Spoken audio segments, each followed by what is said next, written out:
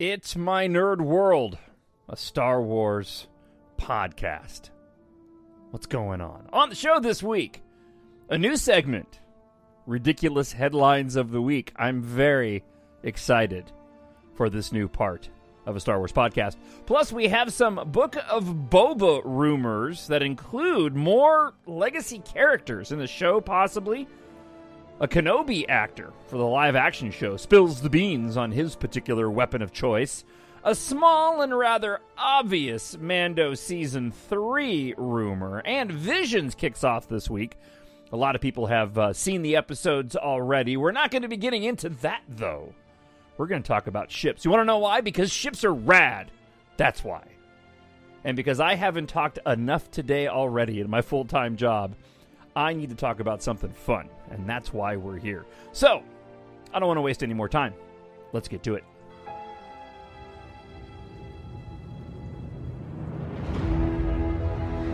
Nothing will stand in our way. I find your lack of faith disturbing. I will finish what you started. He never really did, did he? Who are you? I'm no one. But not to him. There are stories about what happened. This intro still gives me goosebumps, man. It's true. Not my version, more of the trailer itself. All of it. The Force. It's calling to you. Darn right it is.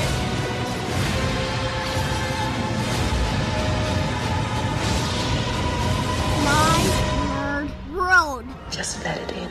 It is My Nerd World, the Star Wars podcast. I'm your host, Jon Justice. I'm glad you're here. We're going to have a good time, I promise. That is the My Nerd World guarantee, that you're going to have a good time. Before we are off and running on the show this week, I want to mention that I've got a brand new deal going. I write science fiction novels. Yes, I know, I talk about it a lot on the show, but selling books is hard. But check this out. This is kind of cool. So, if you're into ebooks and you have not purchased my EMBARK Science Fiction Space Opera series yet, I have put together a box set of the first 3 books which make up the cohesive opening trilogy. Gahan Corbijn and the Asteroid of Misfortune is book 4 that wraps up a story that takes place in book 3 of the opening trilogy. And then we get into book 5, which is The Rocket Queen, Fear the Dangerous Night, book 6, which is the second book in the second trilogy, with, again, Gahan Corbijn being the book that kind of links the two. And I'm hard at work on book 7 right now, which I continue to hope to have out sometime in November. But I have put together a box set in ebook of the first 3 books, and it's only $2.99. So, if you're into ebooks and you haven't picked up the books yet, this is really an amazing price. Because right now, book 1 is priced at $2.99, with books 2 and 3 priced at $3.99 respectively. But I have put together a box set so you can get a massive discount by buying all 3 books at the same time. Also, hardbacks are on the way. I am so excited. Yeah, hopefully by the end of next week, I should have hardcovers available of the entire series. So, and I'll have details about that a little bit later on in the show. So, to kick things off, there's a brand new segment on My Nerd World, a Star Wars podcast, and I just like to call it This Week in Stupid Star Wars Headlines. When I found you, I saw raw, untamed power. And beyond that, something truly special. That's right. So, what I do often in prepping for this podcast is I go to Reddit, right? Reddit's got kind of the best places to get some of the breaking news. I go to the Reddit leaks page. I go to the speculation page.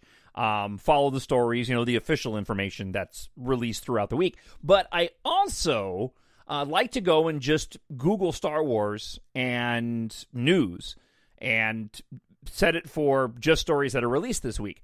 And, often you'll find some really interesting pieces somebody has written that didn't land on the other places where I go looking for Star Wars stories. You also find absolutely ridiculous clickbait headlines. So I just got a couple this week that I wanted to share with you. So this is what I like to call This Week in Ridiculous Star Wars Headlines. The first one comes from We Got This Covered, which might as well be We Got This Wrong, or We Got This Covered Because We're Lying. This is one of the worst Star Wars sites that's out there. I don't know if they've ever put out a legitimate story. It is the Mike Zero, for those that are familiar with Mike Zero on YouTube. I'm fairly convinced that this website may be run by him, although there is no shortage of individuals out there that are willing to go and just make up stuff in order to get clicks and make money, which is really, really sad. For those that have been around following Star Wars leaks for long enough, going all the way back to the prequels, there used to be a site, one of the original clickbait sites, before clickbait was even clickbait and even a thing, was this guy called Super Shadow. And Super Shadow was... It was so much fun to read Super Shadow just because it was so over-the-top ridiculous, and he was always just making stuff up. He claimed, no George Lucas. It was ridiculous. Anyways, we got this covered. I'm just going to read you the headline because it's the stupidest thing that I've read all week long, and I cover news Monday through Friday in the talk show that I do here in Minneapolis. Plus, you just cover stupid living in Minneapolis. So... the headline is, Netflix reportedly trying to convince Disney to let them make a Star Wars show. I mean,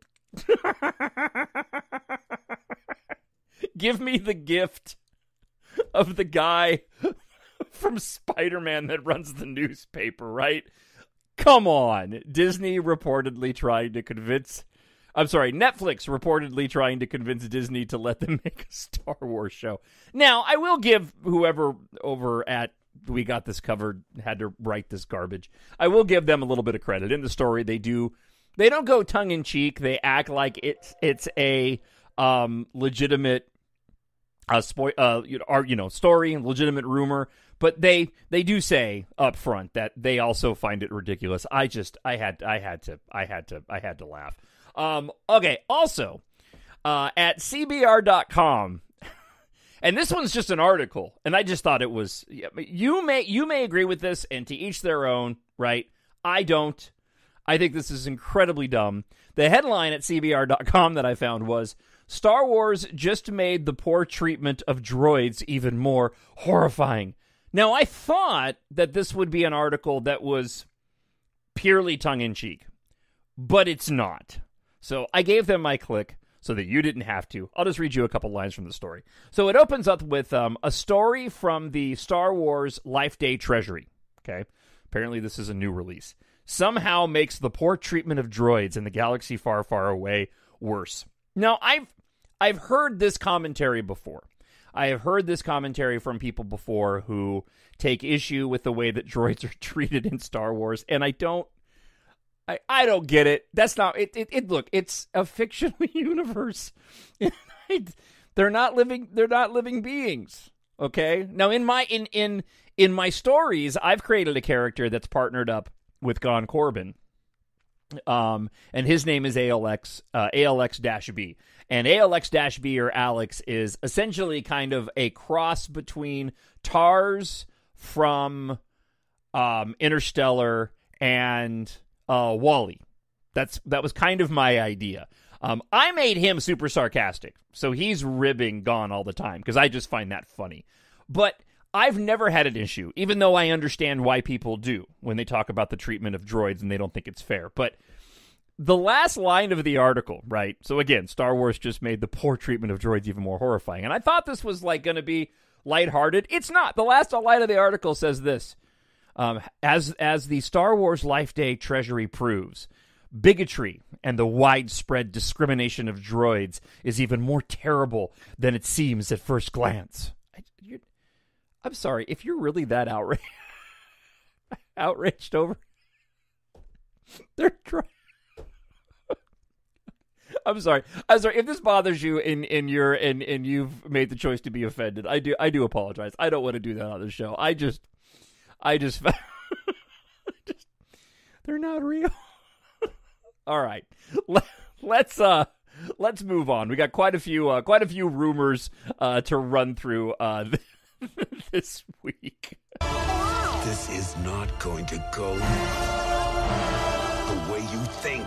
So, making Star Wars, Jason Ward, he got banished, essentially, from, for those that are familiar, I've talked about Jason Ward before.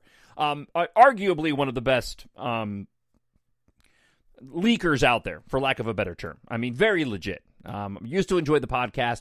It got a little extreme, and he, for a number of different reasons, which I won't get into on the show, isn't doing the podcast anymore, and he's not even allowed on the Reddit leaks page anymore. But he has started a YouTube channel, and he's still in the Star Wars news and leaking game. And it's good information, you know. I like his take on Star Wars. You know, a lot of the other stuff I don't like, but his take on Star Wars is cool, and he's usually got a lot of good information. So he shared on one of his shows this week that there's now a rumor going around, and he usually only shares this stuff if it's been confirmed by other sources, and the source that he got it from had it confirmed by a couple different sources. So, Robert Rodriguez, who is in charge of the Book of Boba, all right, and had directed an episode in Mandalorian season 2. He has said that, you know, the Book of Boba Fett's going to be awesome. Fans are going to be blown away. He can't hype it enough. How it's going to meet everybody's expectations. There's been a lot of talk, as I've mentioned on the show, that Book of Boba Fett is kind of a Mandalorian, you know, version, season 2.0. That Din Djarin, the Mandalorian himself, might even appear in the show. Also, rumors that we could see Luke and Grogu in the Book of Boba Fett. Now we've got a rumor that apparently Han Solo might make an appearance in the Book of Boba Fett. So now this is taking place, right, post Return of the Jedi, post what we've seen in The Mandalorian, so some 7 years after the events of Return of the Jedi, in between that time frame between episodes 6 and 7. So it would make some sense that we would get some of these legacy characters moving in and out. And I'm very much of the opinion, and I this isn't like a groundbreaking hot take. I think this is what most people expect, that the Book of Boba Fett will be something of a show where Boba Fett is sort of the catalyst and the center point, where his story will mix in with other famous characters as they drift in and out with intertwining stories. I mean, the mere fact that it's called Book of Boba Fett kind of lends itself to that, where you can kind of get not just exclusively Boba Fett stories, but stories that, again, sort of intertwine in the way they did The Mandalorian, with Boba kind of drifting in and out as the common thread. And again, I think calling it Book of Boba Fett is probably the most obvious sign that will be the case, right? So there was also, before I get back to this Han Solo rumor, there was also apparently supposed to be a live-action show that was centered on Tatooine, and specifically the Tatooine Cantina, wherein the stories would revolve about people going to the cantina and then going off from there. But the cantina would be kind of the centerpiece of where those characters would drift in and out, right? And I think a part of that idea got rolled into The Mandalorian, or perhaps the idea and the rumor came from what The Mandalorian is, because it's kind of what ended up happening with The Mandalorian, right? I mean, kind of a center point of him working with the guild and the stories that combine with that. However, it does sound like Book of Boba Fett may be riffing more directly to what that Cantina show would have been, where, you know, maybe Jabba's former palace, right?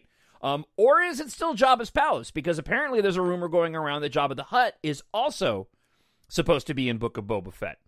So, you know, perhaps Jabba's palace, or even that whole idea of the Tatooine Cantina, is going to play into the mix of this. Now, getting back to the Han Solo rumor, there has been other rumors. I'm using this word a lot, but we're talking rumors. There have been rumors, and I've mentioned it on a previous show, that Boba Fett is kind of going out and seeking revenge, right? Trying to right the wrongs that people have done to him. Which would make sense for Han Solo, right? He'd want to get back at the guy who ended up, you know, being the reason why he landed in the Sarlacc pit and, you know, essentially got out. Obviously, he's still alive, albeit more worse for wear in terms of the scar department. Plus, we also know that Han Solo knew who Boba Fett was prior to what happened in Return of the Jedi, right? And Boba Fett, where? And then he hits him, and Boba Fett goes out in an incredibly anticlimactic way, and nobody could have expected that character would have become as popular as it did. So the big question really swirls around, what version of Han Solo are we going to get?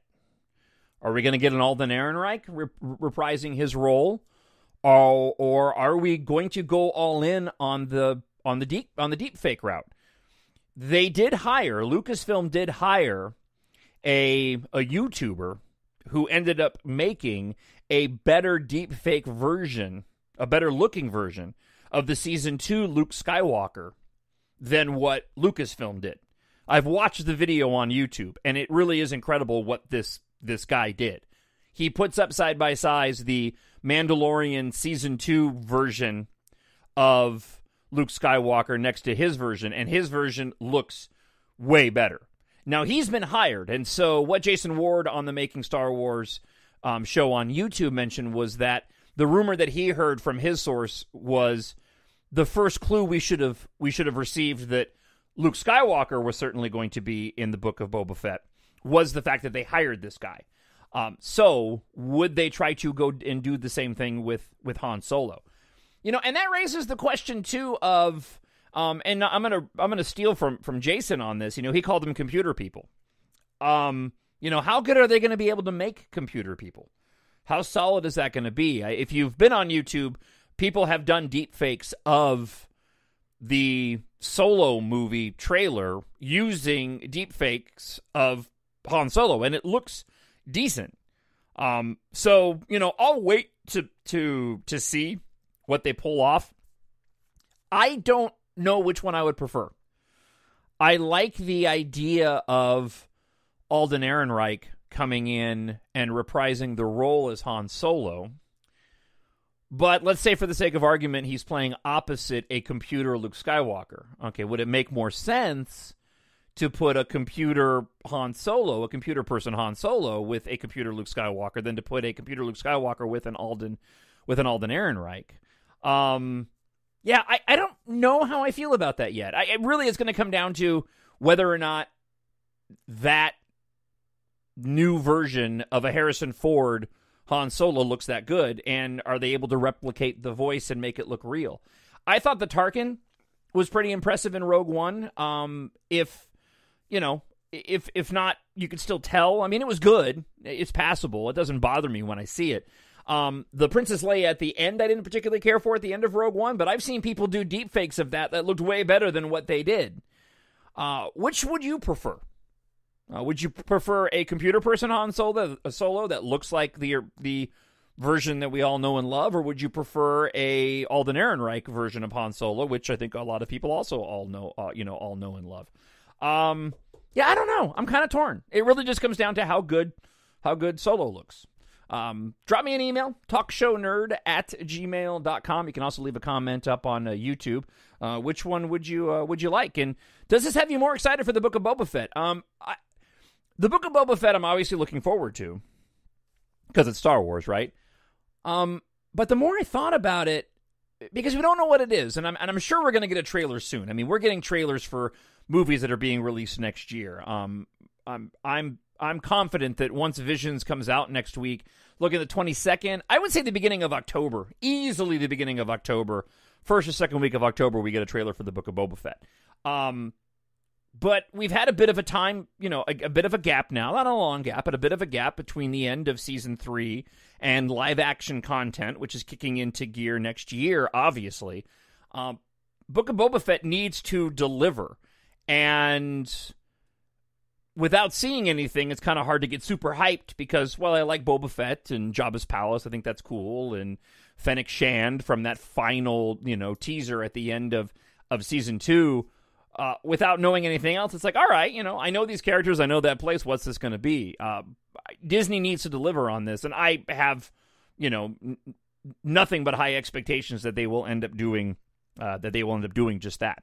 So speaking of the live-action shows, there have been rumors that Inquisitors would show up in the Obi-Wan Kenobi live-action show next year. There is a lot of speculation that the catalyst that gets Obi-Wan Kenobi off of Tatooine is a very young Princess Leia, who he needs to go and protect, being obviously one of the few people that know that they are twins, Luke and Leia. And so this is what gets him to leave the planet and, while not watching over Luke, to go and help Princess Leia. And the speculation is that Inquisitors will be involved. If you've watched Rebels, you know exactly what I'm talking about in terms of Inquisitors. So one of the actors, Sung Kang, who plays Han in the Fast and Furious movies, is in the Obi-Wan Kenobi show. There's been rumors that he is going to be an Inquisitor, and on Screen Rant, he did an interview, and he said, "I keep pinching myself going, how did I end up here? And my character has a lightsaber." Okay, so, again, this further reinforces that Sung Kang is going to be playing, most likely, an Inquisitor. And it would be one of the fifth brother. Am I getting that right? I should know that, right? I should know that. Fifth brother? I think it's the fifth brother. Which would make sense. Now, of course, you could play somebody else who has a lightsaber and be a lost Jedi, but the rumors have been all along that he plays an Inquisitor, so it would make sense that he has a lightsaber. The biggest question that I have is it going to be a copter saber? Because I want to see some copter sabers in live action. I don't really. I think the copter sabers are okay. They were in season 2, the end of season 2 of Rebels. They were good for Rebels. I don't know how you make that, practical. Nor I don't know how that makes sense. I mean,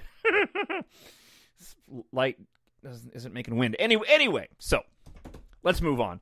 The next one comes from Slash Film. They had an interview with the Mandalorian star Katie Sackhoff teasing season 3, and the story goes like this. The rumor mill pegs filming on Lucasfilm's hotly anticipated The Mandalorian Season 3, beginning as early next week in Manhattan Beach Studios and continuing through March. Slash Film just had a great conversation with Katie Sackhoff for Warner Brothers' forthcoming animated version of George Romero's 1968 classic Night of the Living Dead, titled Night of the Animated Dead, which drops in stores next week on September 21st.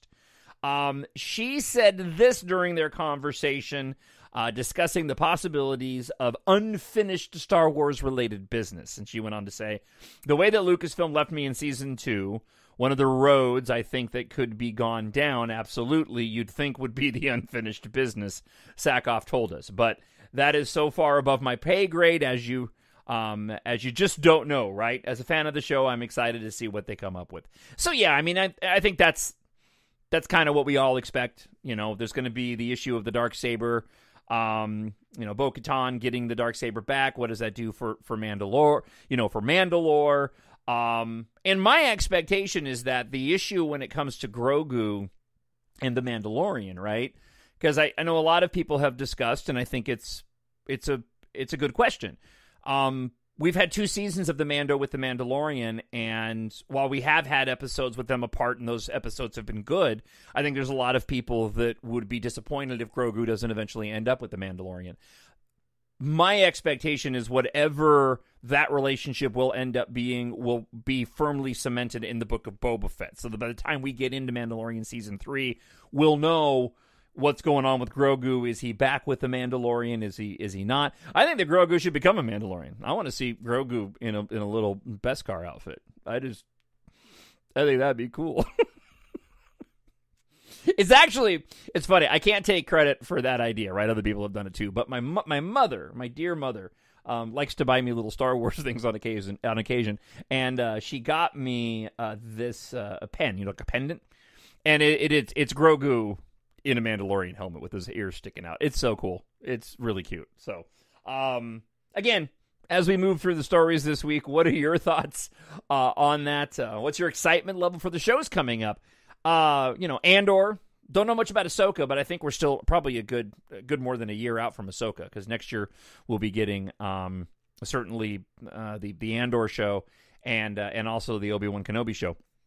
By the way, on Making Star Wars 2, one more item before we get into Visions. And that is, I guess, word is, take it for what it's worth, word is that the showrunners for the Cassian Andor show are not all that big of fans of the volume. The volume is how they're shooting, I believe, most of Obi-Wan Kenobi and almost all of The Mandalorian. And this is where, instead of a green screen, they're on a massive stage that has huge LED screens, and they project the background image to match whatever the set pieces are. And then they use the video gaming system to create the parallax effect, so that when the camera moves on the actor or the action, the background is actually moving with it so that it matches in real time. It looks fantastic. As I've said, knowing how the magic works, you can kind of tell where the volume begins and where it ends if you're looking for it. If you kind of just don't think about it and take it all in, it looks great. That being said, there is something about it that you can tell it's not an actual location. They have fooled me. I will say this. There have been shots in The Mandalorian that I was convinced were actually shot on location, and they weren't. The one episode that was shot on location was the episode that Robert Rodriguez ended up directing, and it's the one where Grogu gets kidnapped on that rocky forest planet, and they have that outside battle on the hills with the, with some of the shrubs and all that, and those really cool Imperial transports that echo the First Order transports from the sequel trilogy come down. That was actually shot on, at least a majority of that was shot on location. But the word is that the Andor people want real physical locations. And if you watched the making of that was released, last year?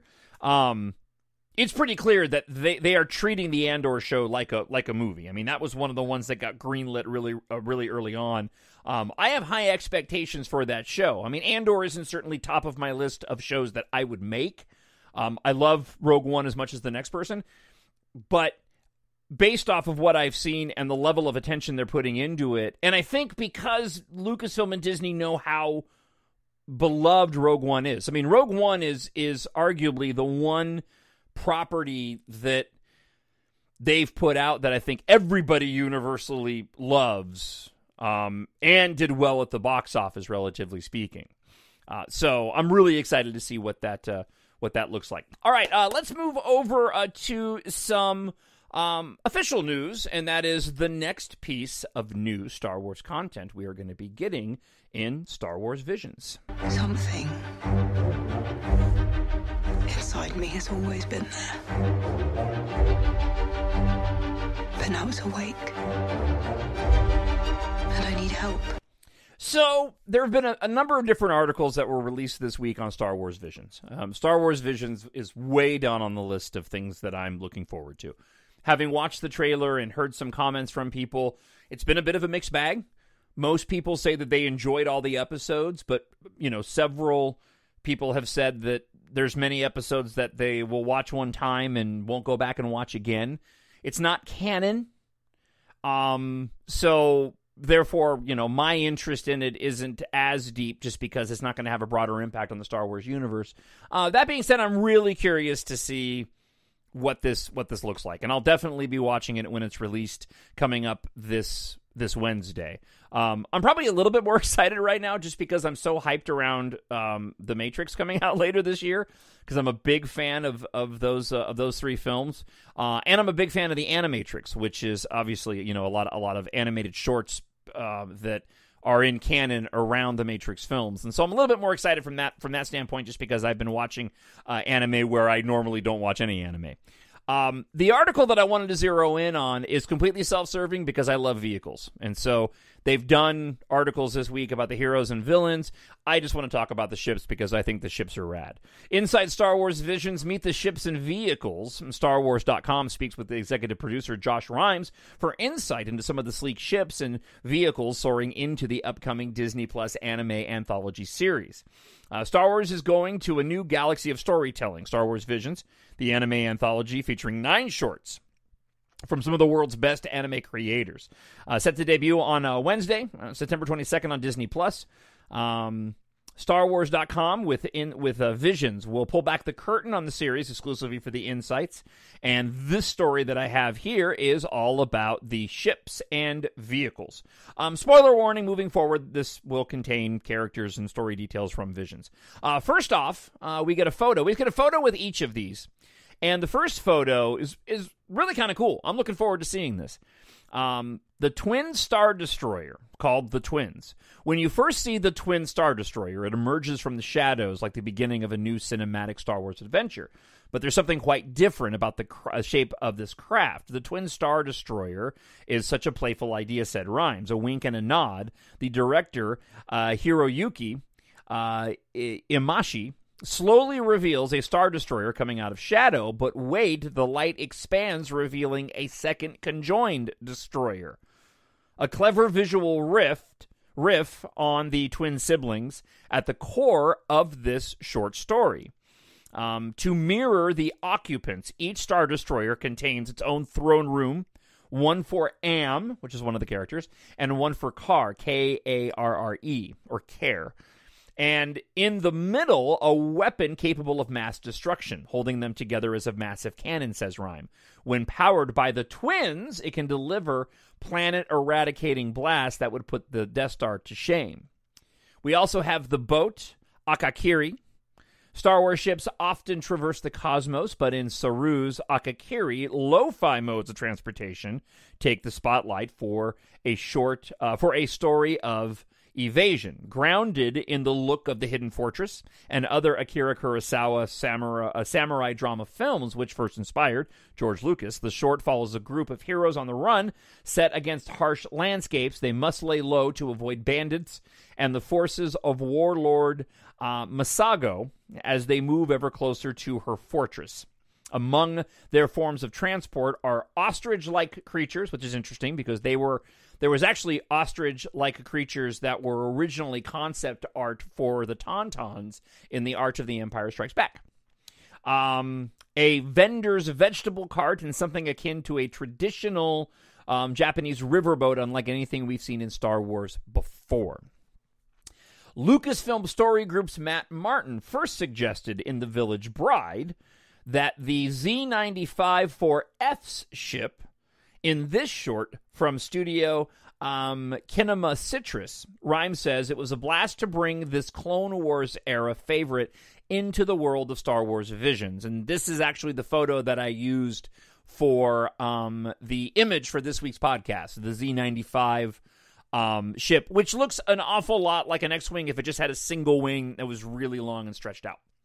Early in the development of the short, the director, Hitoshi Haga, expressed an interest in giving the hero F a classic send-off. He wanted F's flight off into the sunset to be aboard a heroic ship, something similar to Luke's X-Wing. Although Visions exists outside the typical constraints of lore continuity, and no era is strongly defined in the anthology tales, this short specifically details with remnants after Order 66 ends the Clone War. So traditional X-Wings were off the table. But thanks to Martin's suggestion, another starfighter that first appeared in Legends and was the forerunner to the X-Wing, the Z-95, was able to go and take its place. All right, so moving on to the next one, we have the Troop Transport Tank in the Duel. Similar to other designs from the Kamikaze Doga short, the hulking tank in the Ronin tale is a perfect fusion of samurai and space opera influences. There are unique flourishes like rope moorings that create a feudal samurai meets Star Wars aesthetic. The mobile fortress is an imposing vehicle that can be heard from great distances, signaling doom to come for any village in its way. Beyond the impressive arsenal of weapons, including a series of cannons to level those who dare stand against it, the vehicle boasts enough space to conceal an entire army and an elevated platform. It features a top hatch and a lift that elevates the powerful and terrifying Sith bandit leader, above all when she stands upon its roof to lord over those beneath her. Simply put, the vehicle was built to conquer. One of the most interesting vehicles, and they don't show a picture of it. They just show the crew in its cockpit. And arguably, the episode of Visions that I'm most looking forward to is Tatooine Rhapsody, and the ship is the Rolling Gales. I'll read the description and then I'll explain why I'm looking forward to this particular episode so much. For the band Starwaver, and if you've watched the trailer, there's a footage from this particular episode, as there is for all the episodes, in the trailer where you see anime-style characters that are singing like they're in a rock band, and this is the band Starwaver from this Tatooine Rhapsody. Their ship is their home away from home and their ticket to fame and fortune. But instead of smuggling runs, their ship, the Rolling Gales, is a unique expression of the galaxy's answer to up-and-coming musicians piling into a van for a tour. We open on them playing a small show. We see them rocking on a makeshift stage. What's so delightful is that the stage is literally built into their ship and home as they fly from gig to gig. Starwaver is not unlike a garage band, and the garage is literally the belly of their ship. The designers paid careful attention to that inspiration in creating the massive craft. Its form and function is so grounded to the fiction of the band gigging from show to show, staying scrappy, and keeping their heads above water. Even the ship's deco evokes another Star Wars artist, Sabine Wren, who often expressed through freshly painted armor, rainbow-dyed hair, and graffiti tagging. Keep an eye out for little colorful spray paint flourishes and details on the hull, rhymes notes. But there's one thing the Rolling Gales was built for, outrunning bounty hunters, namely Boba Fett, who comes calling on a mission from Jabba the Hutt. Star Wars Visions arrives on September 22nd, Wednesday, exclusively on Disney+. The one reason I'm personally looking forward to this episode was I had an idea that I didn't use, and I might use it for a future story. Probably not an EMBARK story, but maybe a different sort of science fiction tale, something kind of pulpy like my books are. But inspired by the last Mad Max film, Fury Road, and the weirdo dude that was on front of the vehicle wailing on the guitar that spewed flames. I liked this idea of a young group of starfighter pilots, right? Maybe part of an alliance, heading off to battle, but being inspired as they enter into their ships and go through their takeoff cycles by a band playing on a stage in the hangar. I don't know why Fall Out Boy kept coming into mind. I just thought it was a really unique and interesting idea to have a world of young starfighter pilots, and as a means to sort of get them fired up to go on a mission or to go into battle, there was a band that was playing raucous music. It's part of the reason why I ended up with the character Gahan Corbijn in that story, being a former rock star on Earth, that now is, had to evacuate with everybody else, but that was his background until he became essentially a galactic drone messenger. So I'm really excited about that. I just think it's a unique and different concept. So, what is your hype level for Visions? And after you watch it on Wednesday, I hope you'll take a moment and drop me an email and let me know what your thoughts were as we head into next week's show. We'll obviously be talking quite a bit, about Visions on next week's show, and I'm really interested to hear what your thoughts are about this latest Star Wars entry. Again, I don't think Disney's going to let Visions linger out there too long before giving us a preview of the next big thing, which is the Book of Boba Fett. And I think that's probably part of the reason why they're dropping it all at once. But especially given that Visions is mostly shorts, right? Animated shorts. And so it would, not something that everybody wants to wait every single week to see a short. They'd rather watch it all at once. But I'm obviously using that word too much.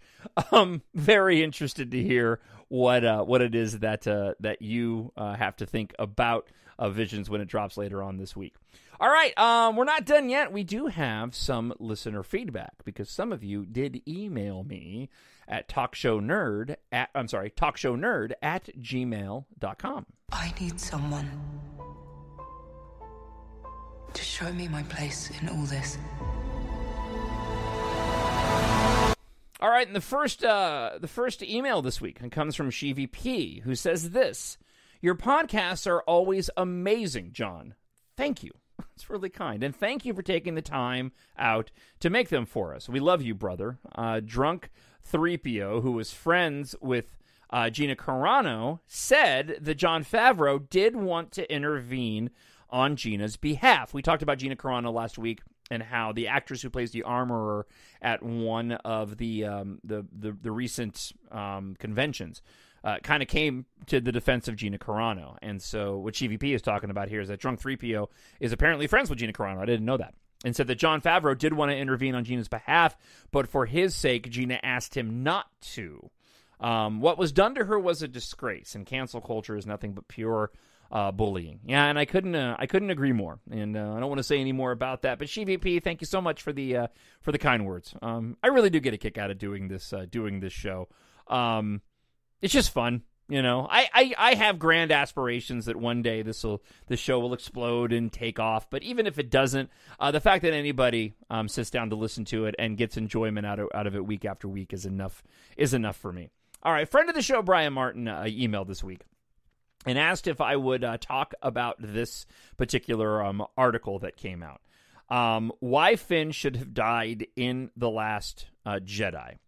And so Brian emailed and says, please talk about this article on your next episode, okay? So, that being said, I appreciate that Brian Martin wrote in. And the article comes from Culture Slate. Came out about a week ago. Would this sacrifice have enhanced it? Meaning, would it have enhanced the Last Jedi? Here's what I'm going to say without going into the article itself.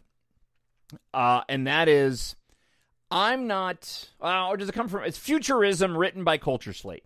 I'm not really interested in getting into that particular topic. This is obviously somebody's opinion who's making an argument that Finn being able to sacrifice himself like we thought he was going to in The Last Jedi would elevate the film. I personally don't feel like the film needs any elevating. I especially like the fact that we have Finn in The Rise of Skywalker and what he did in that movie. I was genuinely surprised in that moment. All right, I knew quite a bit about The Last Jedi going into it, but honestly, I tried to keep myself somewhat spoiler-free from that. So there was a moment, and I won't forget it, there was a moment when I thought, for a brief second, that Finn was going to go and sacrifice himself. And then, of course, it didn't happen when Rose came in and stopped him from doing it. And I personally like that moment. And I'm not sure that it would have done anything to make the film any better for me personally had Finn ended up dying. Especially given the fact of, like I said, we wouldn't have had him in The Rise of Skywalker, and I really enjoyed his role in that. So there you go, Brian. I hope that was enough to satisfy you. I don't think it would have without getting into the details of the article. But again, art is subjective and to each their own. All right, last one we have for this week. Comes from Lewis from Kentucky, who has written in about their Star Wars memory.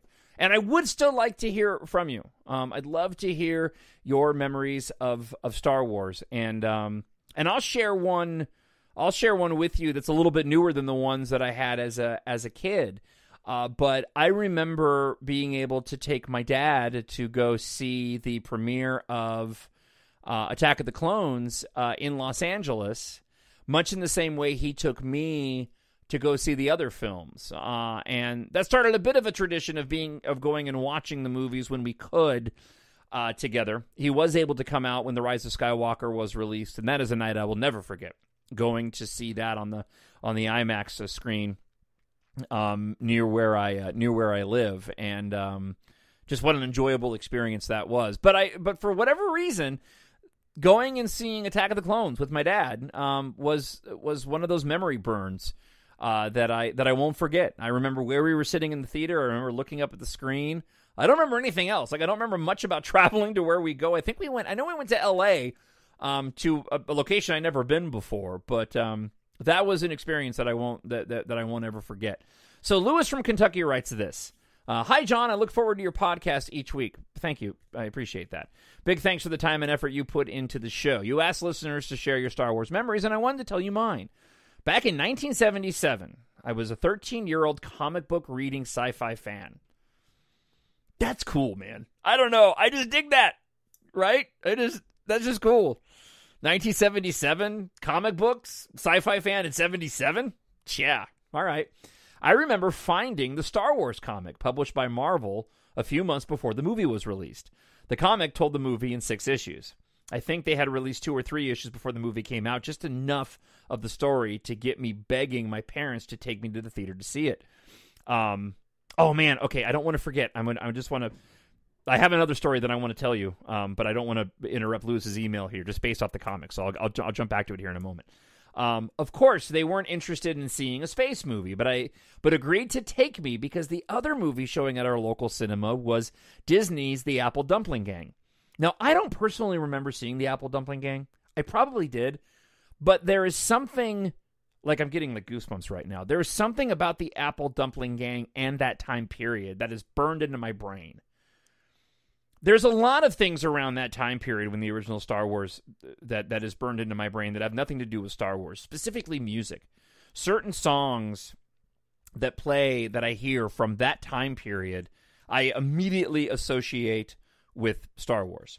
Lewis goes on to say, so I got to sit in the theater by myself while my parents and 2 younger siblings saw the Don Knotts and Tim Conway movie. Clearly, I picked the better movie. Funny how Disney owns the Star Wars brand. Also, it's cool to remember the connection of the comic book by Marvel, too. Star Wars was such a hit in 1977 that I got to go back and see it again later that summer with the whole family. That was such a big deal for me since I don't remember ever seeing a movie in the theater twice. Proud to say that I've seen every Star Wars movie with my younger brother and sister. It's become a family tradition to go together. I saw The Rise of Skywalker on opening weekend with them and all of my nieces and nephews and my own kids. Thanks for letting me share that story. No, Lewis, thank you for sharing that story with me. I really do appreciate it. Oh man, again, I firmly believe that everything happens for a reason. And it's funny, actually, if you happen to have an original copy of EMBARK, because there's actually been 3 edits on EMBARK since I released it, book 1 in my sci-fi series. I had to make a sweeping change from the original version of the book. So if you have the original version of the book or the audiobook is actually the original version of the book too, because I haven't changed it because that takes a lot of work. But I think there were originally 65 mentions of For a Reason in the book. And I did a couple of edits and actually gave it to my editor twice to do a copy edit on it. So the version that's out there right now is my favorite version, and it's the best version of the book.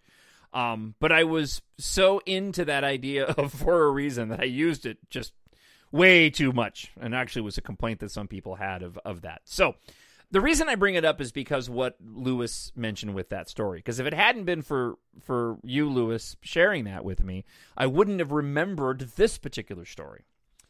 And it, oddly enough, surrounds my father again. So my dad and I took summer trips. And memorable, but incredibly memorable trips. Growing up in LA, in LA and Orange County area, we traveled around a lot of the Southwest. And I remember going through Arizona. And I don't remember which trip this was exactly. But I remember we went through Arizona, and we went to this town in Arizona way, way, way, way up on a hill. And it's a town called Jerome. And I'll never forget Jerome.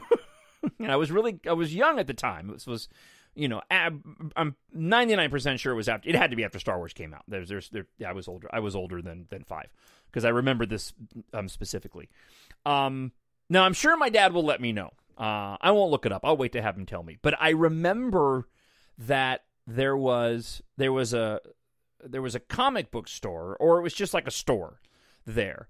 But on this block in the city, in the city up on this hill, there was a place called the House of Joy, And I'm fairly certain it was either a kitschy place that was called the House of Joy or it was an actual house of prostitution. My dad will tell me for sure.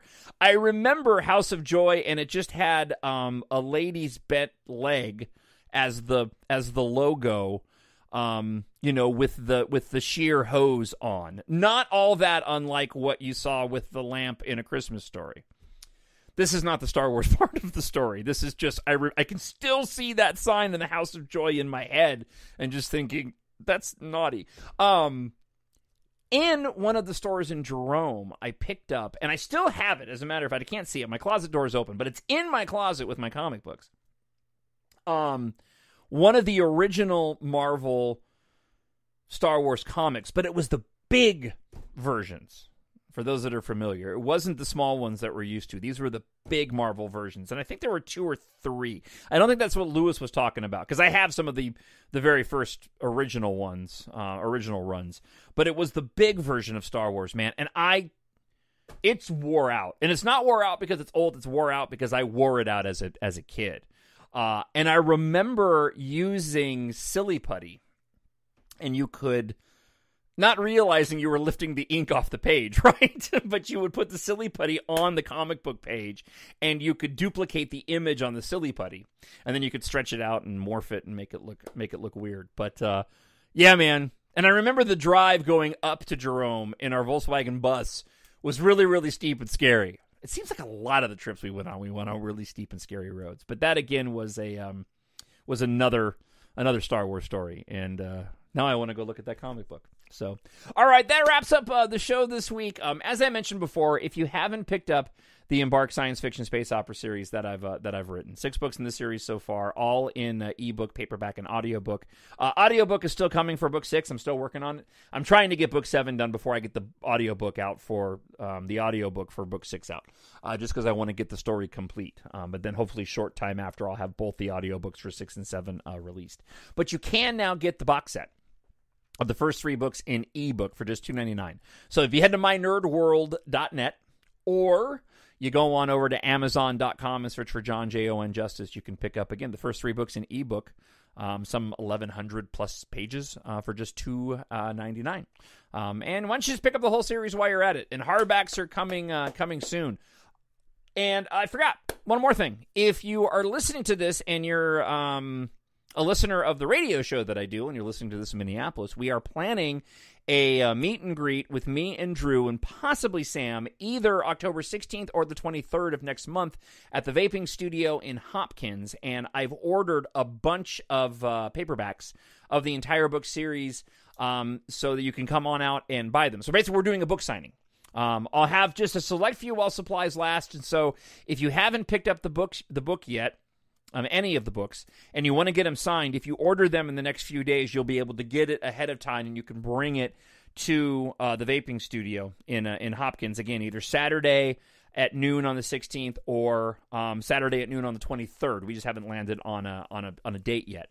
I will have books there, but to ensure that you get books copied, make sure you go and order your paperbacks. And hopefully later this week, I'll have the hardcover versions available too. And of course, if you've purchased the books already and you're in the area and you want to come out and just bring your book out, I'll sign it there on the spot. I'll have more details coming up on an upcoming show too, and we'll put it up on Facebook and Twitter, at Jon Justice on Twitter, also at My Nerd World. On Twitter as well. Now on TikTok, I'm making stupid TikTok videos. I'm not very good at it. I kind of just ramble like I do in the podcast. But you can find me at The Jon Justice on TikTok now. Also on Facebook, Jon Justice, and The Jon Justice on Instagram. All right, I have a lawn to go mow. Didn't that sound like fun? I hope you enjoyed the show this week. And thank you so much for checking it out. And we'll be back next week with your thoughts and my thoughts on Star Wars Visions. Bye. The Force will be with you, always. My Nerd World.